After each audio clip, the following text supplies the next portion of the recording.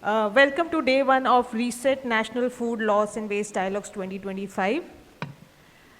I am Dr. Nitya and I am a program manager for Food, Land and Water program in WRI India, and I'll be your host for this session, which is learnings from the field enabling farmers to reduce post-harvest losses. The objective of this session is mainly to bring forward real-world experiences from the field towards reducing post-harvest losses. We will begin with an overview of our work on building farmers' capacity to minimize these losses, followed by an engaging panel discussion with experts and our on-ground partners who have been really instrumental in this journey. Finally, the session will conclude with an interactive question and answer round, giving the audience an opportunity to engage directly with our panelists. So let's begin with a brief context setting by my colleague, Ms. Shweta Lamba, Program Manager, WRI India. She will set the stage for our discussions for this session.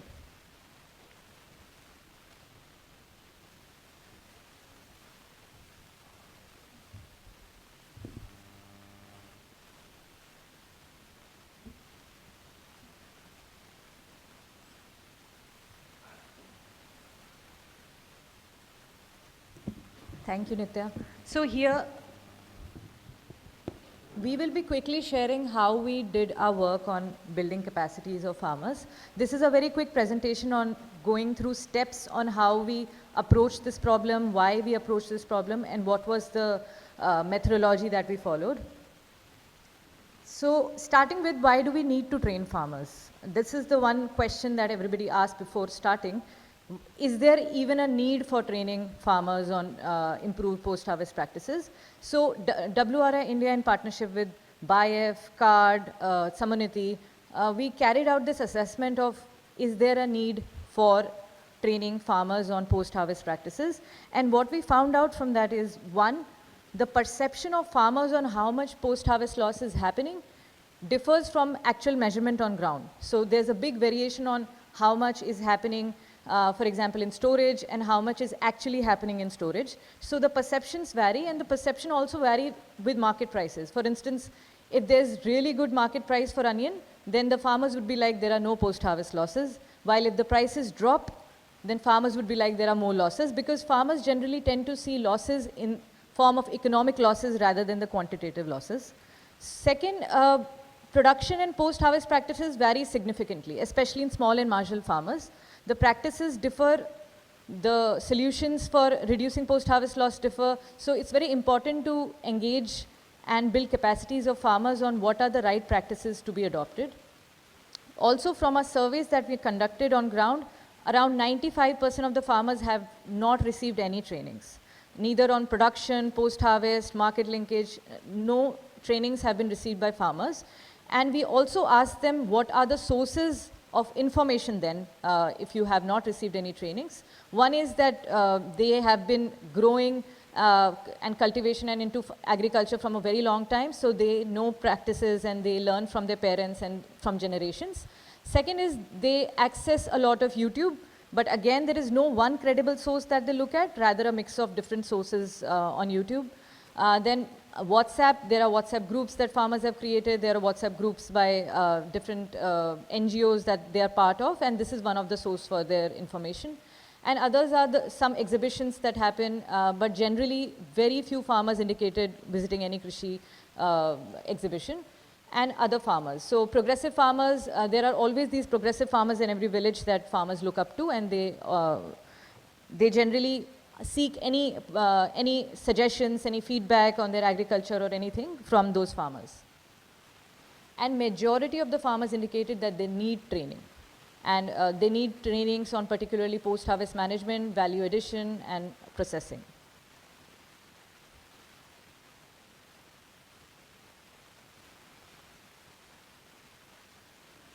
So how we started? One, starting with our research as the foundation, we understood where the training is needed, which is largely post-harvest management after harvesting.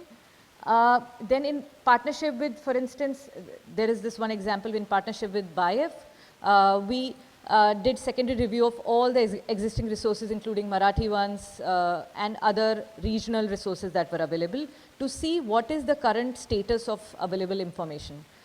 Based on learnings on ground in secondary review, we developed training module adopting the value chain approach. For instance, we looked at production, post-harvest, processing, marketing, and likewise.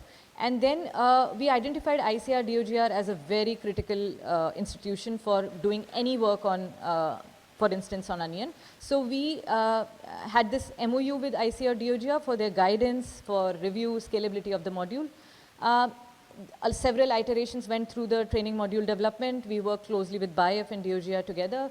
And then based on those resources, a 2-day training sessions were conducted for training of trainers, which were largely BIF field partners who were working with us on building capacity of farmers going forward. And then we built different training modules and training aids and also translated them into local language. So the training module looks like this. We are also launching this training module today. We'll share the link and some copies that we have here. Also, we built a few training aids. For example, this is a calendar where there's a space for farmers to take notes on, when they have harvested, how long they have stored it, when did they went for overseeing. And there are a few tips and tricks on each season, depending on that season is relevant for what. So we have tried to build these training aids and visual aids for farmers when we are doing training. And another one is the work that we have done with Samuniti, who have built training modules for orange and tomato.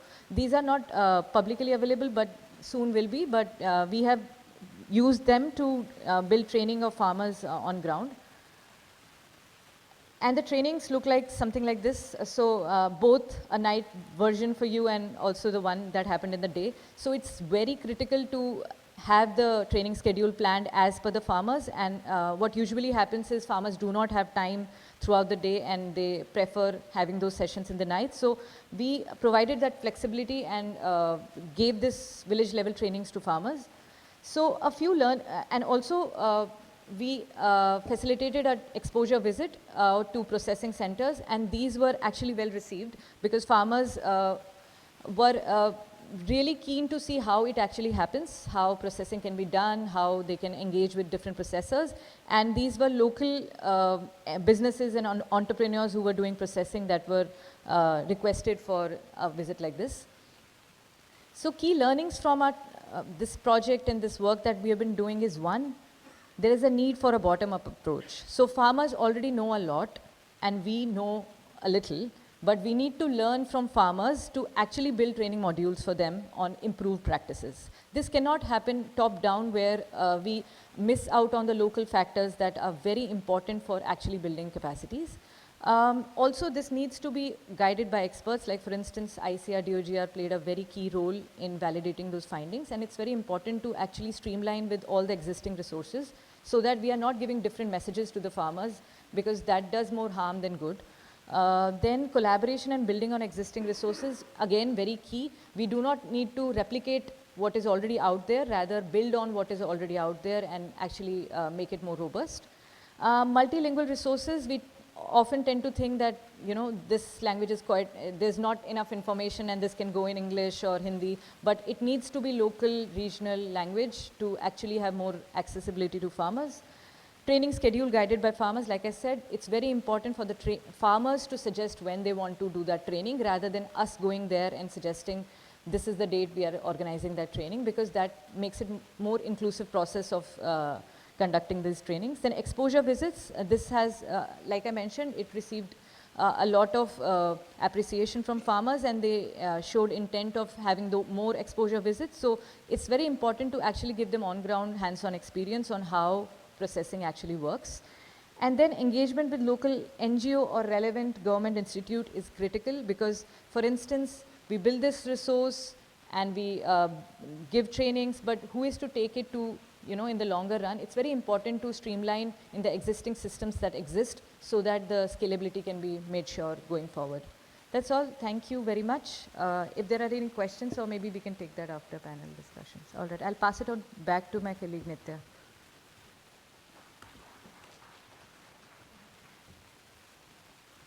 Just being conscious of time, you can take questions with the panelists if you have any So, thank you, Shweta, for highlighting our learnings and uh, how these learnings are critical to basically, feed into our next conversation that will be happening now on how these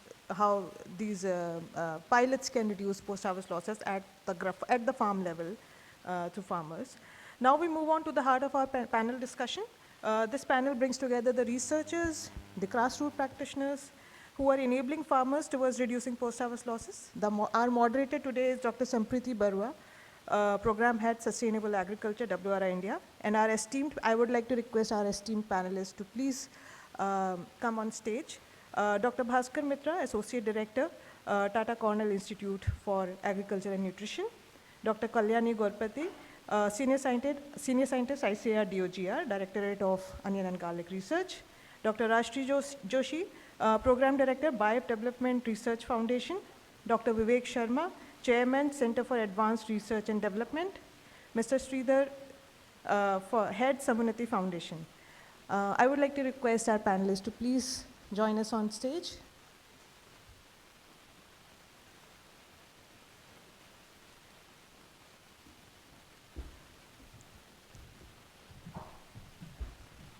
So taking our discussion ahead, we'll be talking about how these pilots that Shweta just talked about can be scaled up further. Sampriti, the floor is yours now.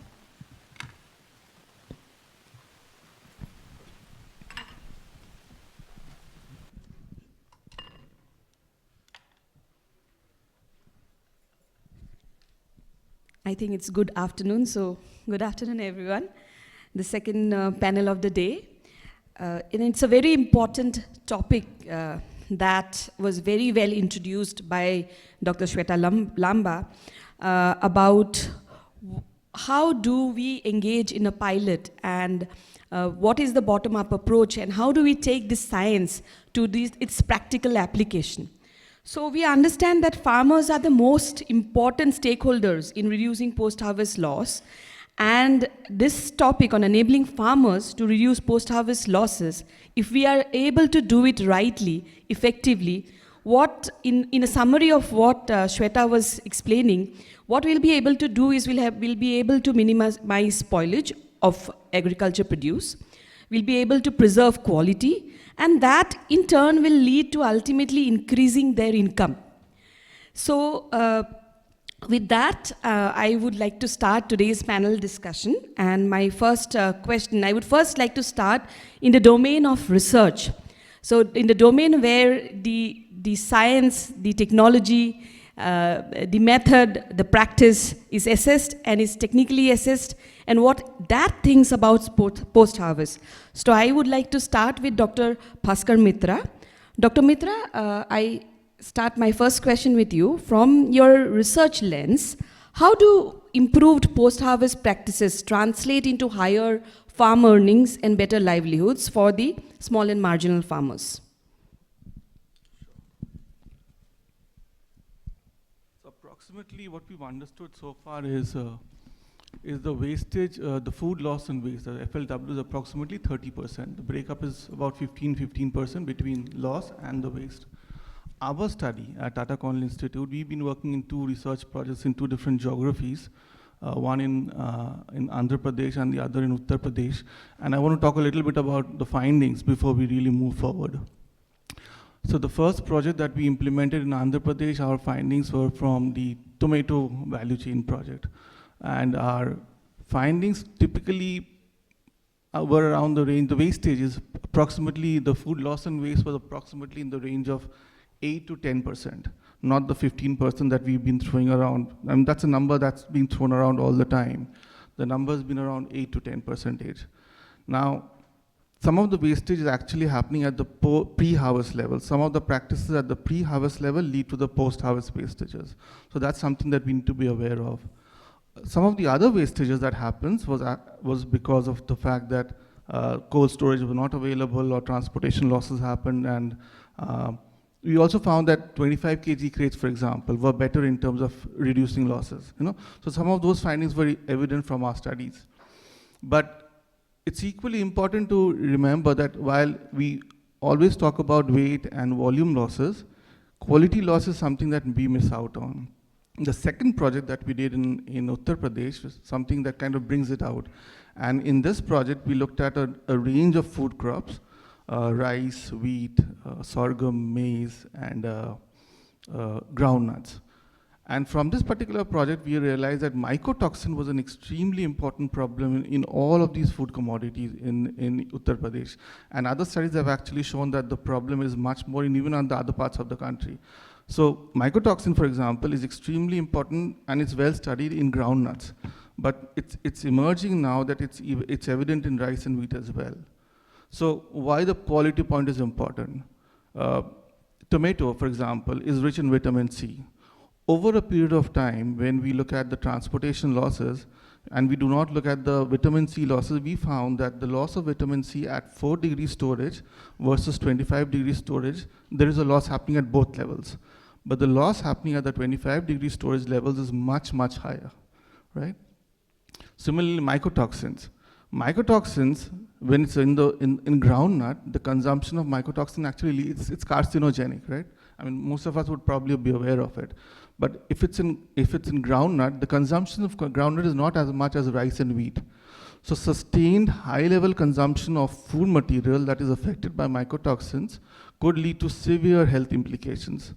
So when we talk of benefits to farmers from the food loss, avoiding the food loss, the question is, do we just think about the incomes to farmers, the economic benefits to farmers due to the avoidance of the food loss and waste?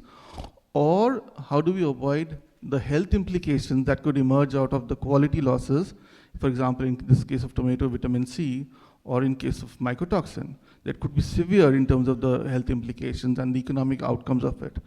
So I think we need to look at it in two perspectives, not just the income perspective, but also the avoidance of health implications.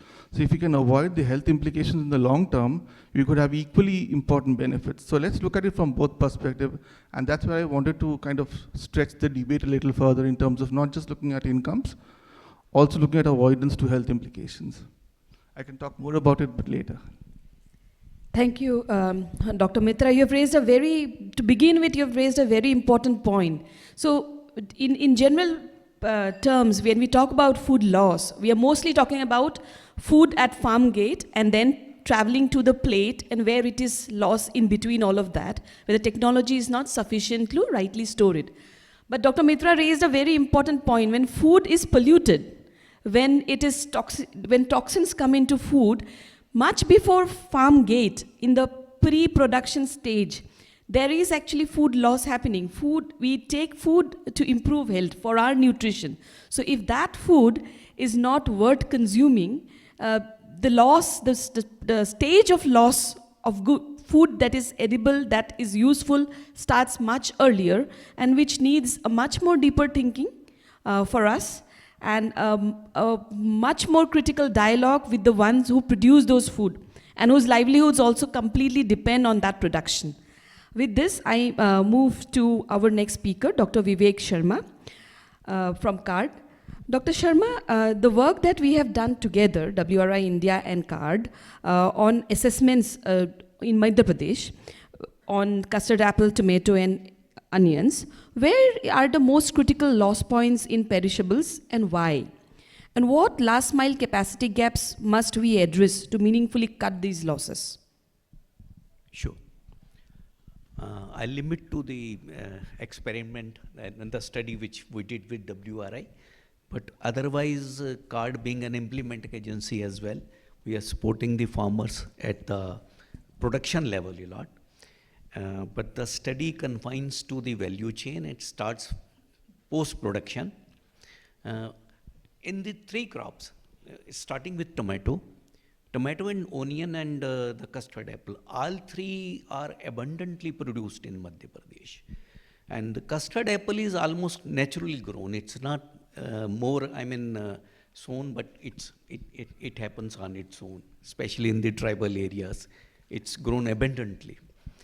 Coming to tomato, I think the first point is at the harvest level, because it has a limited season, and the producers are either the small and marginal farmers or the big farmers. But when it comes to the big farmers, they need labor. because it's a small time. You have to harvest within a very, pluck it up in, let's say, 3, 4, 5 days. And it keeps continue. So there are losses at that time if the plucking is not done at the right time. So that is one point. Even in case of small and marginal farmers, because they employ their self-labor, here again, I mean, they are not able to take up 100% of the produce. At least 10 to 20% that is wasted there itself. No one is taker. Then it goes to the wholesaler, second stage. At the transport level, the losses are very few. Because they put up in a crate 25 kg, as you say, at the transport level, unless some extent happens, otherwise there is no loss. Coming to the wholesaler again, because he keeps it tomato for a day and then sell it. But the retailer is the one very critical point, because he is to bear the losses, whatever losses there are. If he is able to sell his produce in a day or two, it's fine. Otherwise, big losses, up to 20% losses to the retailer. So, you know, that's why the price goes, let's say, from 8 or 10 rupees at the producer level, 20 rupees at the wholesaler level, at 40 rupees at the retailer, because there is a scope for loss as well. In case of onion, again, at the producer level, it's the season is favorable, there is no loss. But if the climate is affected, it's affected by the climate, then losses are very high, like tomato. Again, same. Retailer again here, wholesaler keeps it for a very short time, and operations are generally manual, and there is no refrigeration, hardly any. Even I'm feeling like sitting in a refrigerator today, but otherwise refrigeration is almost not there. So it's sold directly. So at the seller level again, they take the produce in small quantity, can't take in a big quantity, so sell it immediately. So the main critical point, I think, it's at the producer level in that case. Whereas in case of custard apple, again, very heavy losses at the producer level.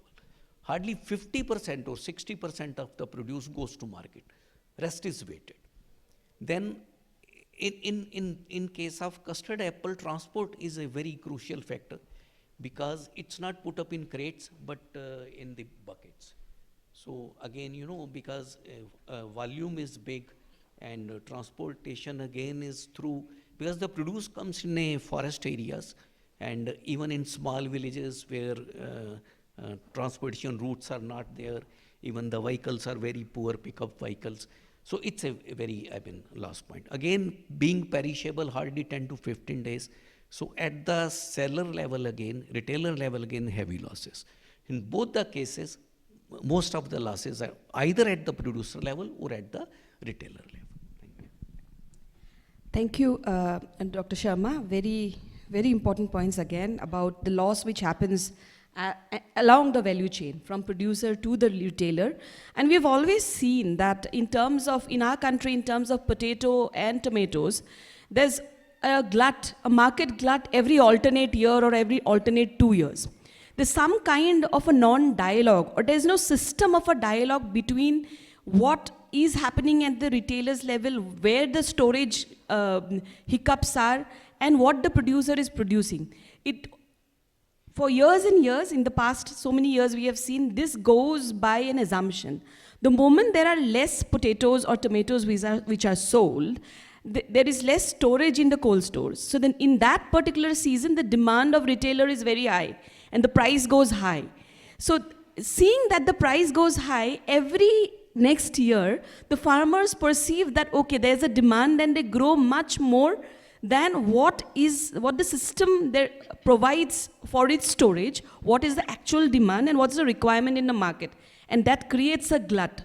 That creates a glut as so much that we see tomatoes being thrown on the roads of Karnataka for very cheap price, and that affects everybody. That affects the farmers, that affects the retailers, and the missing link in the value chain. So yes, there's much to do, and I think the sink in the value chain, there's so much to work on in this sector, starting from what is produced, how much is produced, and what is the capacity of the value chain to handle that produce. With that, I move to Dr. Rajshri Joshi. So, Dr. Rashmi Joshi, BIF and WRI India, we have been working as partners for a long time, especially in the food loss and waste work that we are doing. And going back to the point that was raised by Dr. Mitra, he also raised a very important point that if the loss starts at production, so if the loss, nobody is producing, putting their infrastructure, money, resource to make losses, which means that there is some gap in the information which is flowing to the field, to the farmer, and there's some gap in the way capacity building is being looked at, where the right information is not reaching the right person. So in that context, since we have launched this capacity building pilot with BIF, in this tool of the training module with dealing losses with onion. So what have you learned about training and handholding farmers in practice? Because that's where the first point of addressing the real challenge comes from. And how would you refine or do differently if you have to, if you think that something that has not worked or something that needs to be better in the next season? Oh. Sure. So thank you very much, and first of all, compliments to entire WRI team for having this dialogue on a very important topic, and lot of appreciation for the work put in by WRI team, and especially the team who is in touch with us, Shweta and Nitya. So, and the entire BIF team who have worked with them. Thank you for your question. And what I feel is, the food loss is really a very grave issue. I mean, for the farmers who are already vulnerable because of several shocks and several pressures. And what is important is, it is they really are working at a very thin kind of margin. So that is important thing. They really get very thin margin out of the work that they are doing, production that they are doing. So for them, any loss is really, really very, very painful. That is one thing. And when we have done some understanding about the food loss now, we have realized and we have been seeing that food loss is a systemic issue. I mean, it is not only about, best practices, or also about the kind of food commodity that is grown. It is also about infrastructure. It is also about the level of awareness that farmers have. So there are multiple areas that we need to focus in order to address this food loss issue. And that is what we have realized when we were focusing on capacity building of farmers. What we have realized is they are really clueless. Unfortunately, we worked with Maharashtra farmers, so they are considered to be progressive as compared to other states. But when we started working with them, because they are like, not so organized, and also because they are still struggling to understand what could be the way forward. And that requires lot of hand-holding is one realization. And second thing, covering various aspects, maybe it is like what kind, we worked with onion farmers. So in case of onions, and thanks to DOGR, madam is here, she will of course talk about DOGR's role, but together we could come out also on scientific aspects of onion, production, or the kind of varieties one should use, or the seed treatment aspect. So that also can help in reduction of losses. That is one realization. And apart from that, the whole lot of feminization of farming we are talking, so role of women, and women are the one who are involved in grading, curing, harvesting, preservation, but they don't have really access to any knowledge, any training and advances in technology. So that is one realization that we had. So whole lot of handholding also focused on that. And the third aspect is around best practices. The when to harvest, maturity stage. So I feel ki it is really an area of research where we really have to understand what are the gaps in terms of knowledge, attitudes and practices, and then try and address those gaps. And while doing that, I think people friendly and contextualize and very, very vernacular kind of language, I mean local language based training we should focus on. So I will go on talking, but I will stop here maybe. When next question is there, I'll go into more details. Yeah. Thank you, Dr. Joshi.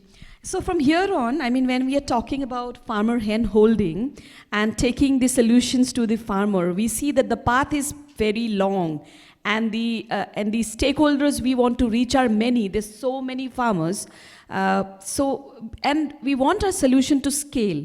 At this point, I mean, nobody can give a better input than somebody from Samunnati who has been working with FPOs so extensively. So my next question over to you, Mr. Ashwaran. Can you just throw some light, because you have been working across FPOs and many FPOs on the ground. So which capacity building approaches have proven most effective when you want to reach out to a larger group of stakeholders, here a larger group of producers, and why and how is it effective, and how do we deal scaling when we want to, scale a solution? Thank you, and thanks WRA for the invite. And food loss and waste is definitely an important topic and need of the hour. And we also like to thank WRA for giving us an opportunity to engage on this project in the state of Maharashtra and Madhya Pradesh. To your question on capacity building, and capacity building is not a one-time activity. It has to be a continuous effort throughout with the FPOs and the farmers, right? It cannot be done at one time. So you have to really engage your time and invest in capacity building throughout, number one. Very important, if you look at Shweta's presentation, she made it very clearly in terms of, the smallholder farmers never get any training. And we resonate totally with that point, because a lot of things happen at the FPO level only, right? And there are a lot of challenges at the smallholder farmers, as she rightly put it in the screen, in terms of time not available, or they just don't take that much of interest.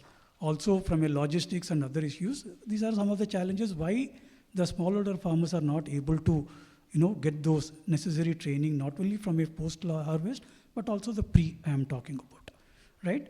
So one of the things that we look at is from a Samunnati perspective, when we talk about a larger program, which is not only for the FPOs, but for the smallholder farmers, we actually first do a capacity building program in such a way, along with the FPOs, we also get some 100 farmers who are aligned with this. Otherwise, what will happen, the entire training and everything what you put on the ground, you put your team on the ground, and if somebody is not reciprocating in the way you want, then entire this thing is futile. So we make it a point, do the baseline, do the need assessment, talk to the FPOs who are really interested in carrying out this project. Could be on food loss, could be on climate smart agriculture, or sustainability. So that first you onboard them, then through the FPOs, we also onboard the farmers who are interested in this. So that's the first step that we do. And again, why? Because change management is still an issue, right? We have been doing this for 40 years. Here is somebody coming and talking to us. So what we do is, as part of this process from a capacity building perspective, we never get into any PowerPoint presentations and all. We actually demonstrate and try to do few demo plots in the clusters where they come from. At least, if we are going to engage with, say, 200 farmers, at least we will say that some 5 to 10 demo plots that we demonstrate from a capacity building perspective, so that they are able to understand it. For example, if a farmer is owning 3 acres, we will ask him to continue in 2 acres the way he has been doing, which we call it as a control plot. But for the 1 acre, it is the package of practices which we suggest, so that he is able to take care of the entire thing. So that is how the entire activity that we look at it. Very important is, when we do all those activities, in the earlier panel also it was discussed, you have to record everything. Today at the farmer level, nobody records what activities they do on the ground, right? So we introduce the SOPs, the digitization process, so that every activity get recorded, so the farmer is able to actually refer at a later date also. So digitization and the entire recording is an important dimension over here. Plus, when we talk about the capacity building, it doesn't stop only at that. We make it a point to bring in a lot of technology companies. For example, the earlier speaker, the panel spoke about solar coolers, solar dryers and all. These are very, very important, right? How do you really take this solution to the smallholder farmers, right? At the FPO level, you come and talk about it. They don't have the wherewithal to go and talk to all the people because they don't understand the technical aspects of it. So we at Sammunati, what we do is, we collaborate with the agtech companies, and if it is relevant for the FPOs and the smallholder farmers, we facilitate the entire capacity building in a batch of 50 to 100 farmers, where we tell the tech companies, for example, today in the exhibit, if you see, there is a green pots, very good solution from a post-harvest perspective. But how do you really help them scale? How do you bring their solutions on the ground? So we facilitate the entire capacity building so that the technology company is also able to talk to 100 farmers, take their feedback, and also see whether it is relevant for the smallholder farmers. So these are some of the initiatives that we do. Very important is, when you do all those capacity building programs, we have always looked at, there are a lot of people from the organization who does it. But in our approach, what we looked at is, if you really wanted to scale, if you really wanted to go and talk to all the farmers at the cluster level, it's always important from a project perspective, get the local resource person, because they are the excellent connect between you and the farmers. They know the farmers very well. So it becomes easy. We do the train the trainer program for the local resource persons, and they in turn record everything. Because if I go and tell the farmer activities he record, it's very tough, right? But these local resource persons who are getting good incentives from the program, so we tell them, you carry on the entire activity, and we see that the team of Sammunati, who is acting as a program manager, and few of the other ecosystem players like agronomist and all, they all go at regular intervals and monitor the entire activity. So this is how the entire capacity building we at Sammunati does. Last but not the least, it doesn't stop here, because we are talking of a value chain, right? So especially we can't take all the farmers to exposure visits and all, but we make it a point, the farmer producer organization, the board of directors and the key staffs, and might be 5 farmers, we make it a point to take them to an exposure visit, which is the next value chain, where they go and understand, oh, my harvest is getting processed this way, what all things that I can do. So this is some of the things that we do, and today we have been successful in doing this. Last, the recording of all the practice, we do it in videos. So, if I have to reach from a scale perspective from 100 farmers to 500, it becomes easy where we don't have to tell them a PowerPoint presentation or a paper. We can just show them the videos very clearly. Shweta also mentioned about, currently they just look at any of the YouTube videos, but we don't know the authenticity of that particular content. So here the demo and the capacity building, what we do gets in the form of a video, and that is what is used in the next session, where we have another 100 to 150 farmers onboarded. So these are some of the things that we look at from a capacity building perspective. Thank you. Thank you, Sridhar. You have also again raised you were brought to 4 very, very important practices that on goes in the field, not just for food loss and waste, but for the entire work on agriculture. Things like ICT dissemination of information, usage of demo plots and control plots, and taking the message to the farmer. So what is the authenticity of the information that we take to the farmer, where the information comes from, what's the role of a demo plot and a control plot, and where is the missing link, why a YouTube video and not any other video? Even if another video is created, how does farmer know that it exists, and why would they be interested to use it? What would attract them to really spend time engaging with a video where much important information is available? And then the whole medium, that ICT, which helps you to scale. So these are very pertinent points, and a full session is required to discuss the benefits of this and how we can do it better. But I just, what you help me do, Sridhar, is help me bring the connect to the next speaker, Dr. Kalyani Gorepati, who is from ICR DOGR. So she works in ICR. So when we talk, Sridhar, about demo and control, so usually what goes into demo is not general data.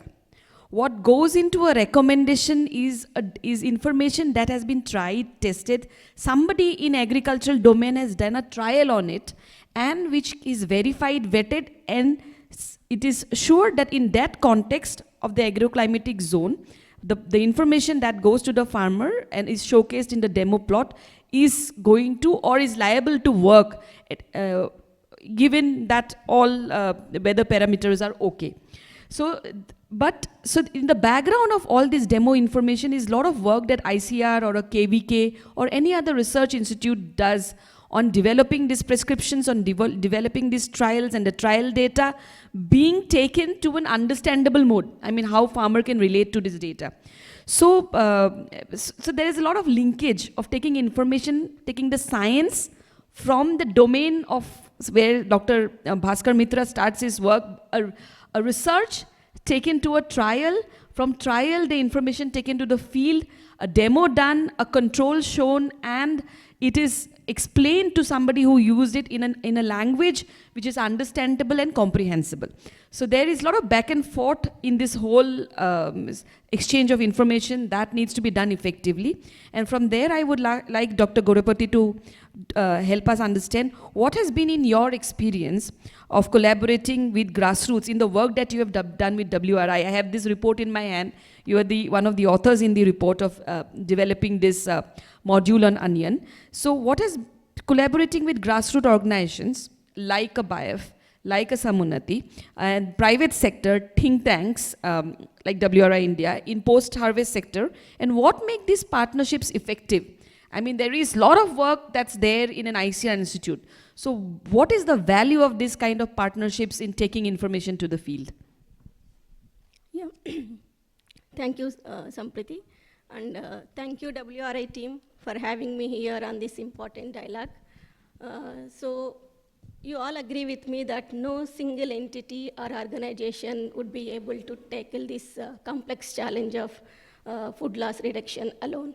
So we all have to go together. So government organizations and private organizations and grassroots level organizations, everyone collaborate and go together, then only we will be able to tackle this challenge. So in my experience with the grassroots organizations act as a bridge between these research organizations and the farmer communities. So you all know that the farmers are more receptive to adopt any technology when the technology is transferred through their community structures compared to the technical experts, because they are more communicating to those persons in their language, and they are well known to those farmers. So it is very easy when we go to the community structures, and we also able to convince the farmers through those community structures or grassroots organizations. Apart from convincing the farmers, we would able to reach more numbers. Like Dr. Shweta quoting that 95% of the farmers are not yet trained in the technologies. That means that we have to reach more number. So being a research organization, it is very difficult for us to reach that number. So we need the help of grassroots organization to reach that number. So recently we had an experience with BIF, Madam is here. So they approached us to train the BIF staff on reduction of post-harvest losses in onion. So WRI India and BIF, we have conducted a training program for the staff members of BIF. So we trained only 20 members. These 20 members went onto the field. They could able to train more than 200 people in a month. So in a short span of time, we reached the large number, which is impossible for us at a research station. So collaboration with grassroots organization will definitely helpful in reducing post-harvest losses, especially in onion. And these grassroots organizations act as a catalyst of change in the communities, as they have the understanding of their context, and also they are more have the stable relationship with the local organizations. That definitely help us. And regarding the private organizations, when they see the potential in any technology, they would immediately jump on to invest on the technology. So scalability will be easy for us. And also the commercialization part. So private organizations, they are connected with all the industries and other private sectors. It is easy for us to commercialize the developed technology. So I have an experience working with one private organization on development of one storage structure. So we could able to scale that technology to 2,000 metric tons within 1 year, which is highly impossible for us to scale up to that level with some administrative challenges and also with capital challenges. So private industries have the capital and they have the resources. It will be easy for us to scale up and commercialize it. When it comes to the think tanks and policy makers, it is very important of these policymakers and the think tanks in developing the frameworks and also policies. Like DOGR has developed naturally ventilated storage structures. Maharashtra government gives subsidy on those structures. And cold storages also we have some subsidies. But when we develop a new technology like controlled storage structures we have developed, so if we want to subsidize the new technology, so we have to frame up some guidelines. So think tanks and policy makers will definitely frame up some new policies for developing the guidelines on the subsidies. And in our previous panel discussion also, there was a question that how good practices we can transfer to some other villages, from one village to other.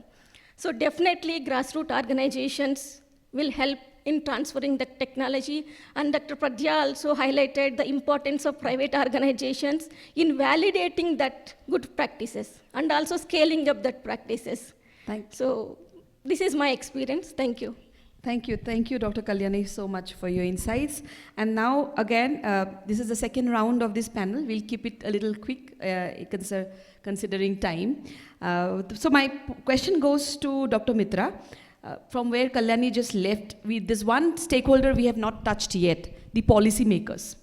So we have talked about the grassroots organizations, the science, the ICR, all of that, farmers, but the role of policymakers, the role of research, because these days policymakers are increasingly focused on data. They are data-driven to see what's going on in the field. So how do you see the present day stitching it together, what policymakers want, what's going on in the field? How can research integrate all of this? Do you think some kind of an action research is required, or how can we improve this sync of data that is required to make our work more effective? That's a difficult question. With the kind of data that we have generated, I don't think the government will even look at us. We need to be able to create much more data, much more frequent data, to be able to make some analysis out of it and then kind of present it to the government in a more cohesive manner. So I think, what kind of a role that research institutions can play? I think research institutions alone cannot play a role. There is a role for newer entities like the big data entities to come into the picture.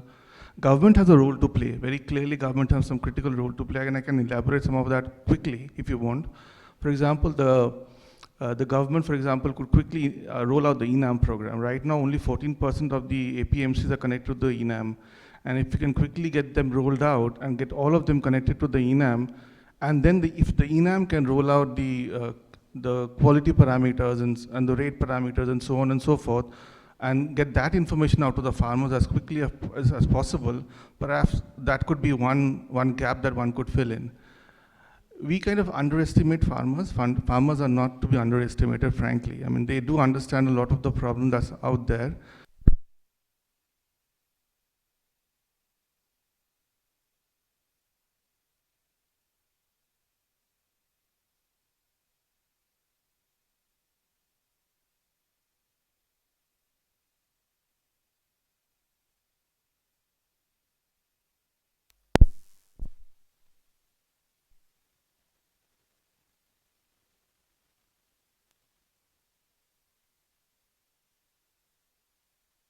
Things like a storage, for example, right? Farmer-producer organizations cannot take more risk. Farmers cannot take more risk, at least financial risk, so to say, because as it is, farming is an extremely risky profession, right? And even after all the training that Sir spoke about, if farmers at the end of the day are not able to reduce the losses, let's say, or get better prices, it doesn't really work out for farmers, right? At the end of the day, for farmers, what's important is they should be able to reduce losses and increase returns. And if it doesn't work out, despite all the training that we provide them, they are not going to listen to us. So government has a role to play, farmer producer companies have a role to play. I think all of the other civil society organizations have a role to play as well. Because if the government says something, farmers are not going to listen. But there are a large number of good civil society organizations working in the grassroots, and they can play an important role through the farmer producer companies to take information about all of these technologies, all the data points that we're talking about to the farmers, and explain to them the benefits of them. So pilots involving all the partners, including KVKs, could be a good starting point, but there will be a lot of learning. They won't be immediately successful. Thank you, Dr. Mitra. So quick follow-up question to Dr. Vivek Sharma. So from where Dr. Mitra has left, where we are talking about engaging with policymakers, an organization like yours does a lot of assessment and has done assessment with WRI India, and you have shared about it. So when in this kind of assessment, when you can locate or when you can identify the bottlenecks, you're talking that the losses at the retailer level and the production level, that kind of information, if we have to now think of making it more valuable, which is the stakeholder we are not reaching out to, and what do you think will be a strategy to reach out to a stakeholder where that kind of assessment and information will become more useful? Yeah. I think we have an advantage as we are implementer as well. So the role which Dr. Mitra was saying, in fact, we're doing that way also. We are, and we have our own FPOs, we work with farmers. As of now, we are working with 50,000 farmers on different crops. See, one is how to capacitate them. So they have talked about a lot. We do the same way. We work with FPOs as well as the other farmer FIGs, mainly on FFS basis, farmer field school basis. Major information is either we provide them the kind of information on, as she was saying, the season, best season, how to pluck, and the best ways. Second is some technologies and support in the marketing. So these kind of supports, if go in time, that makes a lot of change in the value chain. And how to take it to scale to the policy level, that's I think we are not involved. Thank you, Dr. Sharma. So from here, I would now again go to Mr. Ishwaran. Sridhar, the work that you mentioned, a lot of things, how to take the information, what modality, what information, all of that we have already discussed in the last question. Now I would want to ask you, when you work at scale with FPOs, with so many farmers, how would you keep a tab, or how would you monitor and evaluate the effectiveness of such trainings? And then going forward, what has been actually adopted or adapted by farmers, and what has been the real use of those recommendations? Yeah, very important question. I think the work what you put in has to get some result, right, and to scale. So when we talk of monitoring and evaluation, it goes into three. One is pre-production, production, and post-production. Here, the team of Samunnati and the program manager takes care of the entire recording in terms of how the entire process is being laid out and what it is happening on the ground. The second important aspect is the main stakeholder here is the farmer. So what we do from the project completion is we actually interact with the farmers in a group discussion and try to understand from them in terms of how was the entire program was, what is the awareness, right? Have they gained knowledge, whether they will be able to adopt it in the future also without any support from some of the organizations. So this is very, very critical, and that's get recorded. So that's the second way of actually monitoring and doing the evaluation, because that will help you.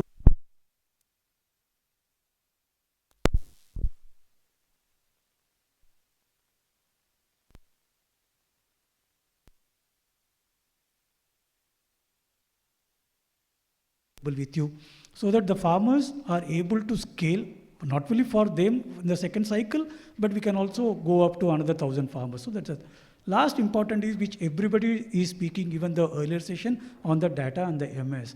This is very, very important because this is what we as M&D capture everything. And that's where not only the SOPs and all, which is from a process perspective, but also in terms of the value that has been created, the income that has been created. We are not talking about 50%, 100%. Even that 5% reduction in the cost of cultivation, or a 10% increase in the yield, or 1 or 2% price increase from the market on the commodities makes a lot of difference. So that gets recorded, and that is what helps us to scale. And these data also helps us in terms of connecting with the ecosystem, which could be a market player on the commodity, or a policy advocacy government, or very important is this all gets into certification. So any certification agency, when they come, we are able to showcase the entire process so that the entire document is certified and farmer is able to get the benefit out of it. Thank you. Thank you. Over to you, Dr. Gorepati, from this onion module that you helped collaborated with WRI. So one key learning in moving research to farmers, I mean, that we should all take back from this session. How could you do it effectively? How can we do it effectively?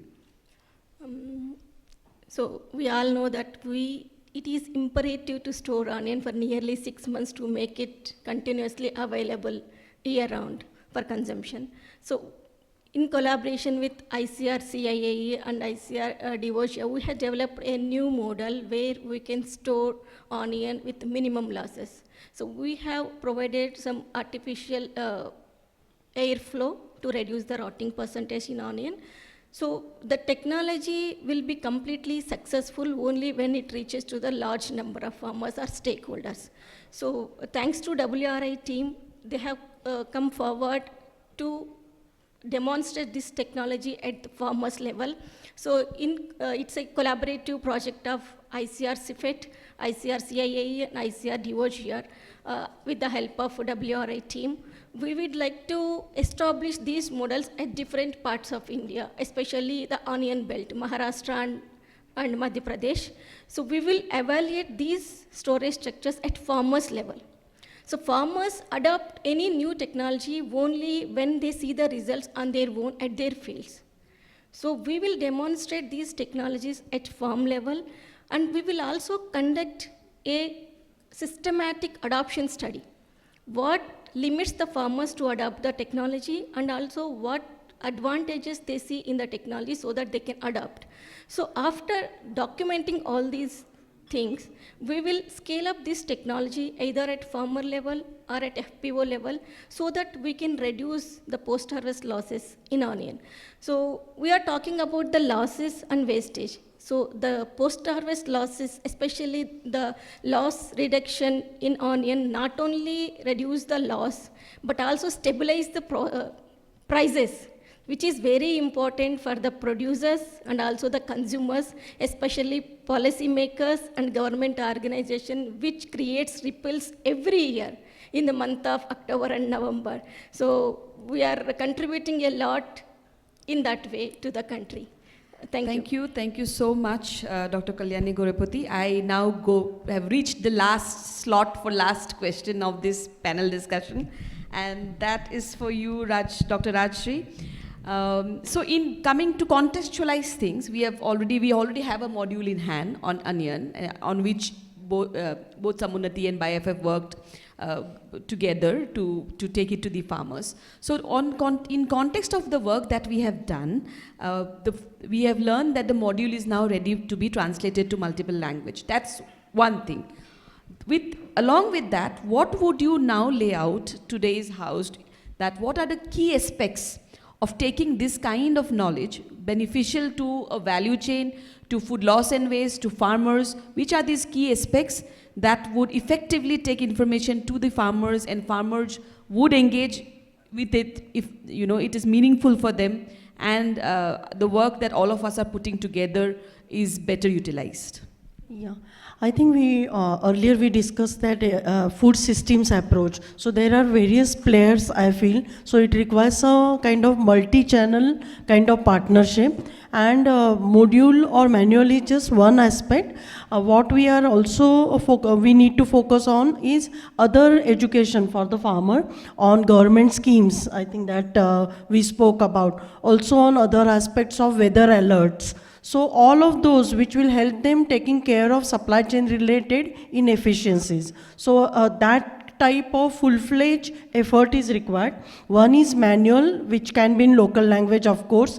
Second thing is also we talk about the role of FPOs, and then we spoke about role of MSRLM type of SRLM type of efforts, SHGs, for producer groups. Also, a lot of change agents are there at the field level. So how best we can partner with all of them so that they become extended hands for popularizing this manual. That's very, very important. And apart from manual, which one can read, I think now the digital ecosystem is here to stay. So maybe how we can leverage on that digital connectivity and use of WhatsApp group, maybe some of the apps maybe, to educate farmers and give everything on his fingertips.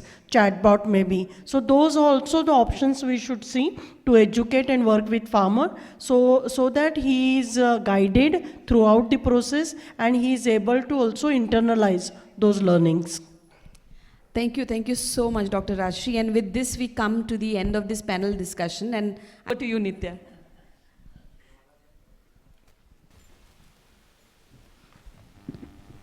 Thank you to our panel and the participants for such a highly engaging session. Today's conversation really shows that how a structured approach on farmer training and multi-stakeholder collaboration can help transform our food system and reduce losses. So before we conclude, we are excited to launch a new farmer training module on post-harvest loss reduction, which were designed to scale our learning and equip our farmers with practical, easy-to-adapt solutions. I would like to request the WRI team to please come on stage, and the team to please bring on the modules.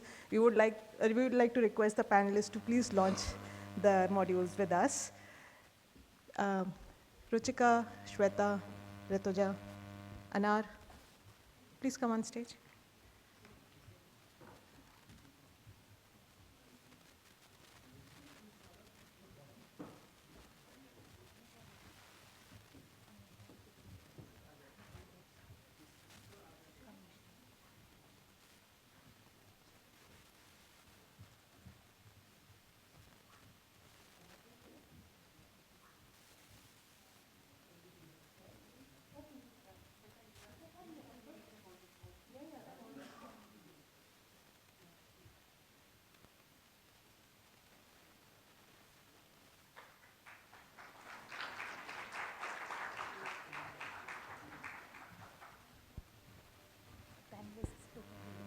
Thank you so much.